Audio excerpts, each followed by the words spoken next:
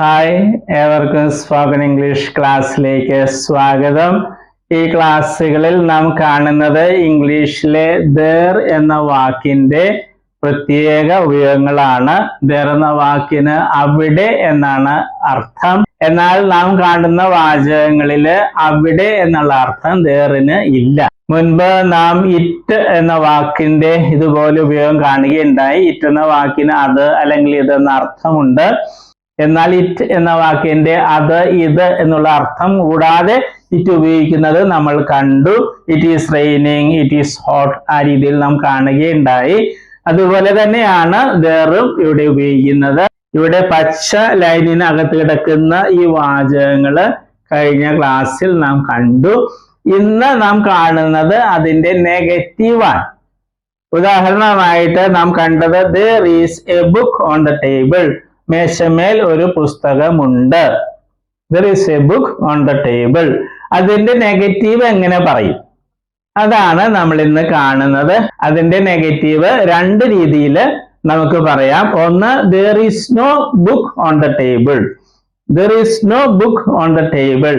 മേശമേല് പുസ്തകം ഇല്ല. there is no book on the table. ഇവിടെ ശ്രദ്ധിക്കണം, ഇവിടെ a എന്നുള്ള വാക്ക് ഇവിടെ നമ്മൾ ഉപയോഗിക്കുന്നില്ല. there is no a book എന്ന് പറയില്ല. okay, there is no book on the table. there is no pen on the table. there is no fan in the room. there is no chair in the hall. ആ രീതിയിൽ നമുക്ക് പറയാം. ഇവിടെ പ്രത്യേകം ശ്രദ്ധിക്കണം, singular ആണ്. there is no books എന്ന് പറഞ്ഞാൽ തെറ്റാണ്. there is no books എന്ന് പറയില്ല. there is no book, സിംഗുലറെ ഉപയോഗിക്കാവൂ. ഇതുപോലെ ധാരാളം വാചകങ്ങൾ നമുക്ക് പറയാം. അതുപോലെ കഴിഞ്ഞ ക്ലാസ്സിൽ നാം കണ്ടു there is some milk in the cup. there is some milk in the cup. കപ്പില് കുറച്ച് പാലുണ്ട്. അതിന്റെ നെഗറ്റീവ് കപ്പില് പാലില്ല. ഇതേപോലെ പറയാം there is no milk in the cup. there is no milk in the cup. ഇവിടെയും ശ്രദ്ധിക്കുക, ആ സം എന്നുള്ള വാക്ക് നമ്മൾ ഇവിടെ കൊണ്ടുവരുന്നില്ല. അതില്ലാതെയാണ് പറയേണ്ടത്. there is some water in the bottle. കുപ്പിയില് കുറച്ച് വെള്ളമുണ്ട്. there is some water in the bottle. അതിന്റെ നെഗറ്റീവ് എങ്ങനെ പറയും? കുപ്പിയിൽ വെള്ളമില്ല. there is no water in the bottle. there is no water in the bottle. ശ്രദ്ധിക്കുക, വീണ്ടും നമ്മൾ there is no some water in the bottle എന്ന് പറയില്ല. there is no some water എന്ന് പറയില്ല. there is no water in the bottle. ആ രീതിയിലാണ് negative പറയുന്നത്. മറ്റൊരു രീതിയിലും ഈ വാചകത്തിന്റെ നെഗറ്റീവ് ഉണ്ടാക്കാം. there isn't a book on the table. മേശമേൽ ഒരു പുസ്തകം ഇല്ല. ഇവിടെ ശ്രദ്ധിക്കുക, a എന്നുള്ള വാക്ക് ഇവിടെ ഉപയോഗിക്കണം. അത് പ്രാക്ടീസ് ചെയ്താലേ വരികയുള്ളൂ. ഇനി മറ്റൊന്നുകൂടി there isn't എന്നുള്ളത് there is not a book അങ്ങനെയും പറയാം. there is not a book on the table. there is not a book on the table. is not എന്നതിന്റെ ഷോർട്ട് ഫോം ആണ് isn't. ഇതെല്ലാം നേരത്തെ കണ്ടിട്ടുള്ളതാണ്. there isn't a book on the table. there isn't a book on the table. there isn't a fan in the room. there isn't a chair in the hall. there isn't a tree in the compound. കോമ്പൗണ്ടിൽ ഒരു മരം ഇല്ല. ആ രീതിയിൽ നമുക്ക് പറയാം. ഇനി ഇവിടെ നമ്മൾ ശ്രദ്ധിക്കണം, ഇവിടെ വ്യത്യാസം വരും. there isn't milk in the cup എന്ന് പറയില്ല. there isn't any milk in the cup എന്നാണ് പറയുക. there isn't any milk in the cup. നമ്മൾ നേരത്തെ how many, how much ഓർക്കുന്നുണ്ട്? how many എന്ന് പറയുന്നത് എണ്ണുന്നതിനെ കുറിച്ച്, how many trees. എന്നാൽ എണ്ണാൻ പറ്റാത്തതിന് how much എന്ന വാക്കാണ് ഉപയോഗിക്കുക. how much water, എന്തോരം വെള്ളം. how many trees, എത്ര മരങ്ങൾ. ആ രീതിയിൽ കണ്ടു. അതുപോലെ എണ്ണാൻ പറ്റാത്തവയാണെങ്കിൽ any എന്നുള്ള വാക്ക് ഉപയോഗിക്കണം. there isn't any water in the bottle. there isn't any water in the bottle. there isn't any sugar in the kitchen. there isn't any sugar in the kitchen. അടുക്കളയില് പഞ്ചസാരയില്ല. there isn't any sugar in the kitchen. അല്ലെങ്കിൽ there is no sugar in the kitchen. രണ്ട് രീതിയിൽ negative പറയും. ഇത് practice ചെയ്യണം. അർത്ഥവ്യത്യാസം നമ്മൾ അറിയണം. ഇവിടെ a ഉപയോഗിക്കാത്തത്, എന്നാൽ isn't എന്ന് പറയുമ്പോൾ a ഉപയോഗിക്കുന്നത്, ഇവിടെ any എന്നുള്ള വാക്ക് ഉപയോഗിക്കുന്നത്, അത് പ്രത്യേകം ശ്രദ്ധിക്കുക. അത് പ്രാക്ടീസ് ചെയ്യണം. ഇതേപോലെ തന്നെയാണ് was, കഴിഞ്ഞു പോയത്. there was a meeting, ഒരു മീറ്റിംഗ് ഉണ്ടായിരുന്നു. there was an examination, ഒരു പരീക്ഷ ഉണ്ടായിരുന്നു. അത് നമ്മൾ കഴിഞ്ഞ ക്ലാസ്സിൽ കണ്ടതാണ്. അതിന്റെ നെഗറ്റീവ് ആണ് നമ്മൾ കാണുക. ഇവിടത്തെ പോലെ തന്നെ രണ്ട് രീതിയിൽ പറയാം. there was no meeting. there was no meeting. Meeting ഉണ്ടായിരുന്നില്ല. എങ്ങനെ പറയും? there was no meeting. there was no meeting. പ്രത്യേകം ശ്രദ്ധിക്കുക, ഇവിടെയും നമ്മൾ എ എന്നുള്ള വാക്ക് ഇവിടെ കൊണ്ടുവരില്ല. There was no a meeting എന്ന് പറയില്ല. There was no meeting. അതേപോലെ there was no examination. There was no examination. There was no examination. പരീക്ഷ ഉണ്ടായിരുന്നില്ല. ഇവിടെയും an examination എന്ന് പറയില്ല. There was no an examination എന്ന് പറയില്ല. ഈ വാക്കുകളും പറയാം. There was no milk in the cup. There was no milk in the cup. ആ രീതിയിലും പറയാം. ഇനി മറ്റൊരു രീതിയാണ് ഇവിടെ കണ്ടതുപോലെ wasn't പറയും. was notന്റെ ഷോർട്ട് ഫോം ആണ് wasn't. There wasn't a meeting. There wasn't a meeting. ഇവിടെ ശ്രദ്ധിക്കുക, എന്നുള്ള വാക്ക് ഉപയോഗിക്കണം. ഇവിടെ ഉപയോഗിച്ച പോലെ ഒരേപോലെ തന്നെയാ. There wasn't a meeting today. ഇന്ന് ഒരു യോഗം ഉണ്ടായിരുന്നില്ല, അല്ലെങ്കിൽ ഇന്നൊരു മീറ്റിംഗ് ഉണ്ടായിരുന്നില്ല. അതേപോലെ തന്നെ there wasn't an examination. There wasn't an examination today. ഇന്നൊരു പരീക്ഷ ഉണ്ടായിരുന്നില്ല. എന്നാൽ ഇവിടെ നമ്മൾ an വയ്ക്കില്ല. There was no examination. wasn't എന്ന് വയ്ക്കുമ്പോൾ ആൻ വയ്ക്കണം. There wasn't an examination. അല്ലെങ്കിൽ there wasn't any examination, അങ്ങനെയും പറയാറുണ്ട്. There wasn't any examination today. ഇന്ന് പരീക്ഷ ഉണ്ടായിരുന്നില്ല. ഇനി അടുത്തത് ഫ്യൂച്ചർ ആണ്. വിൽ ബി നമ്മൾ കണ്ടതാണ്. There will be a meeting tomorrow. നാളെ ഒരു മീറ്റിംഗ് ഉണ്ടായിരിക്കും. There will be a meeting tomorrow. നാളെ ഒരു പരീക്ഷ ഉണ്ടായിരിക്കും. There will be an examination tomorrow. ഈ വാചകങ്ങൾ കഴിഞ്ഞ ക്ലാസ്സിൽ കണ്ടതാണ്. അതിന്റെ നെഗറ്റീവ് ഇതേപോലെ തന്നെയാണ്. There will be no meeting. There will be no meeting tomorrow. നാളെ മീറ്റിംഗ് ഉണ്ടായിരിക്കില്ല. There will be no meeting. There will be no a meeting എന്ന് പറയരുത്. There will be no meeting. There will be no examination tomorrow. നാളെ പരീക്ഷ ഉണ്ടായിരിക്കില്ല. എങ്ങനെ പറയും? There will be no examination tomorrow. നാളെ ബസ് സ്ട്രൈക്ക് ഉണ്ടായിരിക്കില്ല എന്ന് എങ്ങനെ പറയും? There will be no bus strike tomorrow. നാളെ മഴ ഉണ്ടായിരിക്കില്ല. There will be no rain tomorrow. There will be no rain tomorrow. നേരത്തെ കണ്ടതുപോലെ ഇവിടെയും ഈ രീതിയിലും പറയാൻ കഴിയും. ഇവിടെ കണ്ടതുപോലെ രണ്ട് രീതിയിൽ നെഗറ്റീവ് പറയാം. will not be എന്നതിന്റെ ഷോർട്ട് ഫോം ആണ് won't be. There won't be a meeting. ശ്രദ്ധിക്കുക, എ ഇവിടെ ചേർക്കണം. There won't be a meeting tomorrow. There won't be a meeting tomorrow. There won't be an examination tomorrow. There won't be an examination tomorrow. അതേപോലെ തന്നെ ഈ വാക്കുകളും ഇവിടെ ഉപയോഗിക്കാം. There won't be any milk in the cup. There won't be any milk in the cup. കപ്പില് പാൽ ഉണ്ടായിരിക്കില്ല. ഇപ്പോഴല്ല, ഫ്യൂച്ചറിൽ. There won't be any milk in the cup. There won't be milk in the cup എന്നല്ല പറയുക. There won't be any milk in the cup. There won't be any water in the bucket. ബക്കറ്റിൽ വെള്ളം ഉണ്ടായിരിക്കില്ല. ഈ രീതിയിൽ നമ്മൾ practice ചെയ്യുക. B എന്ന വെർബിന്റെ വിവിധ രൂപങ്ങൾ, ഉപയോഗങ്ങളെല്ലാം വിശദമായിട്ട് നമ്മൾ കുറെ ക്ലാസ്സുകളിൽ കണ്ടതാണ്. അവ നന്നായിട്ട് പഠിച്ചിട്ടുണ്ടെങ്കിൽ ഇത് എളുപ്പമാണ്. അവയുടെ ആവർത്തനമാണ്. ഇവിടെ there എന്നുള്ള വാക്ക് കൂട്ടിച്ചേർക്കുന്നു എന്നേ ഉള്ളൂ. ഓക്കെ, അപ്പോൾ ഇന്ന് കണ്ടത് നെഗറ്റീവ് ആണ് കണ്ടത്. കഴിഞ്ഞ ക്ലാസ്സിൽ കണ്ടതിന് നെഗറ്റീവ് ആണ്. ഇതിന്റെ പ്രത്യേകത രണ്ട് രീതിയിൽ നമ്മളിവിടെ നെഗറ്റീവ് പറയും. ചില വ്യത്യാസങ്ങളൊക്കെ വരും ആ സമയത്ത്. അത് പ്രത്യേകം ശ്രദ്ധിക്കണം. എല്ലാ ക്ലാസ്സിലും പറയുന്ന പോലെ നന്നായിട്ട് പ്രാക്ടീസ് ചെയ്യുക. ഈ വെർബിന്റെ ലിസ്റ്റ് എല്ലാ ദിവസവും കുറച്ച് വെർബ്സ് പഠിക്കാൻ നോക്കണം. അതുപോലെ തന്നെ പുതിയ ഇംഗ്ലീഷ് വാക്കുകൾ, ഉച്ചാരണം, അർത്ഥം എല്ലാം പഠിക്കുക. ഭംഗിയായിട്ട് ഇംഗ്ലീഷ് സംസാരിക്കാൻ കഴിയും. Okay, all the best.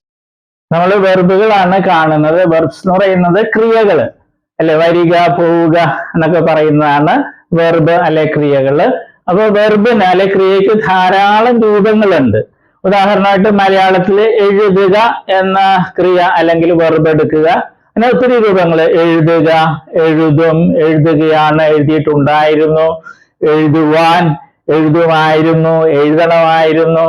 അങ്ങനെയൊക്കെ ധാരാളം രൂപങ്ങൾ മലയാളത്തിലുണ്ട്. അതുപോലെ ഇംഗ്ലീഷിലുണ്ട് ധാരാളം ഫോംസ്, രൂപങ്ങളുണ്ട്. അതിൽ 4 എണ്ണമാണ് ഇംഗ്ലീഷിലെ ഏറ്റവും പ്രധാനപ്പെട്ട രൂപങ്ങൾ. അതേതൊക്കെയാണ്? ഫോം എന്ന് വെച്ചാൽ രൂപം. Base form, present form, past form, past participle form.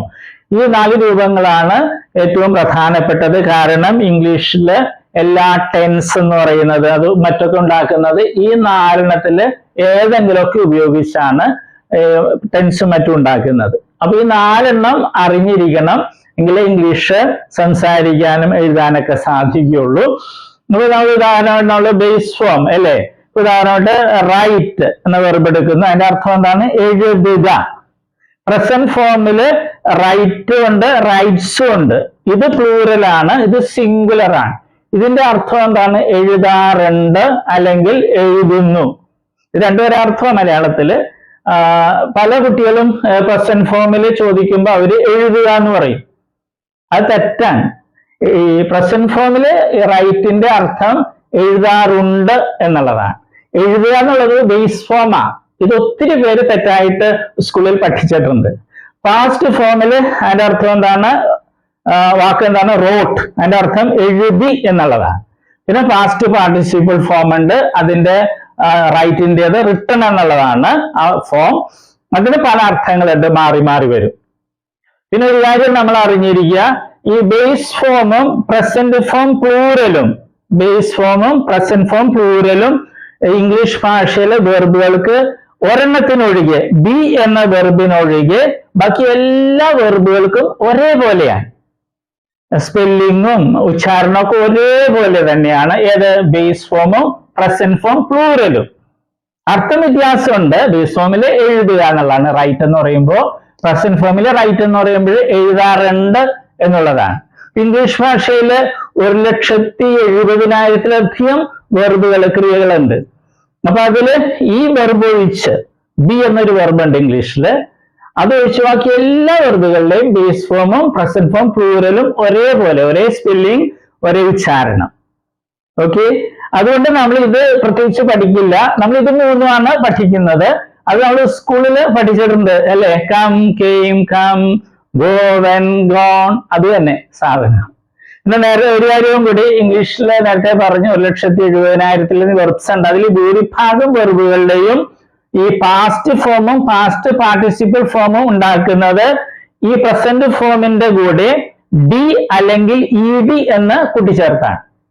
ഒരിക്കൽ കൂടി പറയട്ടെ, ഇംഗ്ലീഷ് ഭാഷയിലെ ഒട്ടുമിക്ക വെർബുകളുടെയും പാസ്റ്റ് ഫോമും പാസ്റ്റ് പാർട്ടിസിപ്പിൾ ഫോമും ഉണ്ടാക്കുന്നത് ഡി അല്ലെങ്കിൽ ഇ ഡി എന്ന് പ്രസന്റ് ഫോമിന്റെ ഈ പ്ലൂറലിനോടുകൂടെ കൂട്ടിച്ചേർത്താണ്. അല്ലാതെ കുറെ വെർബ്സ് ഉണ്ട്.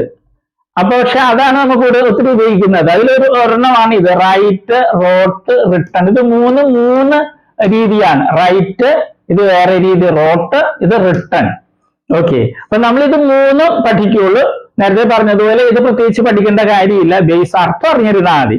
ഓക്കെ, ഇപ്പൊ കമ്മിന്റെ അർത്ഥം എന്ന് പറഞ്ഞാൽ വരിക. ബേസ് ഫോമിൽ കം എന്ന് പറഞ്ഞാൽ വരിക എന്നായിരിക്കും.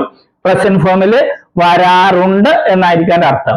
ഉച്ചാരണവും സ്പെല്ലിങ്ങും ഒന്ന് തന്നെ ആയിരിക്കും. അപ്പൊ നമ്മളിത് മൂന്ന് സ്കൂളിൽ നമ്മൾ പഠിച്ചിട്ടുണ്ട്. അത് ശരിയായിട്ടൊന്ന് മനസ്സിലാക്കണമെന്നേ ഉള്ളൂ. നമ്മളൊരു 16 ലിസ്റ്റ് വെർബുകൾ ഉണ്ടാക്കിയിട്ടുണ്ട്. ഏറ്റവും കൂടുതൽ ഉപയോഗിക്കുന്ന വെർബ്സ് ആണ്. ഇടിയും ചേർത്തതും ഉണ്ട്. പിന്നെ ഈ പ്രത്യേകതയുള്ള വെർബ്സും ഉണ്ട്. അത് നമ്മൾ പഠിക്കണം. വെർബുകളുടെ ലിസ്റ്റിൽ 7ാമത്തെ ലിസ്റ്റാണ് നമ്മളിപ്പോൾ കാണുന്നത്. അപ്പൊ വെർബുകൾക്ക് ധാരാളം രൂപങ്ങളുണ്ട്. 4 രൂപങ്ങളാണ് ഏറ്റവും പ്രധാനപ്പെട്ടത് നമ്മൾ കണ്ടു. Base form, present form, past form, past participle form. അവ ഉപയോഗിച്ചാണ് ഇംഗ്ലീഷിൽ എല്ലാ ടെൻസുകളും മറ്റും ഉണ്ടാക്കുന്നത്. അപ്പൊ നമ്മൾ present form, past form, past participle form ആണ് പഠിക്കുന്നത്. ബേസ് ഫോം പ്രത്യേകിച്ച് പഠിക്കില്ല. കാരണം ബേസ് ഫോമും പ്രസന്റ് ഫോം പ്ലൂറലും ഇംഗ്ലീഷില് ഒരേപോലെയാണ് ഇരിക്കുന്നത്, സ്പെല്ലിംഗ്, ഉച്ചാരണവും. എന്നാൽ അർത്ഥം വ്യത്യാസമുണ്ട്, അത് മനസ്സിലാക്കുക. അതുപോലെ പ്രസന്റ് ഫോമില് പ്ലൂറലും ഉണ്ട്, സിംഗുലറും ഉണ്ട്. അത് നമ്മൾ മനസ്സിലാക്കണം. ഓക്കെ, അപ്പൊ നമ്മൾ തുടങ്ങിയാണ്. Bind, bound, bound, find, found, found, grind, ground, ground, wind, wound, wound. അത് ഈ വാക്കുകളുടെ, ഈ വെർബുകളുടെ പ്രത്യേകത എന്താണ്? ഇ ഡി എന്നോ ഡി എന്നോ ചേർത്തല്ല പാസ്റ്റ് ഫോമും പാസ്റ്റ് പാർട്ടിസിപ്പിൾ ഫോമും ഉണ്ടാക്കുന്നത്. പ്രത്യേകം ശ്രദ്ധിക്കുക. ഇനിയുള്ള വെർബുകളിലേക്ക് പ്രസന്റ് ഫോം പ്ലൂറലിന്റെ കൂടെ ഡി എന്നോ ഇ ഡി എന്നോ ചേർത്താണ് പാസ്റ്റ് ഫോമും പാസ്റ്റ് പാർട്ടിസിപ്പിൾ ഫോമും ഉണ്ടാക്കുന്നത്. നമുക്കവ കാണാം.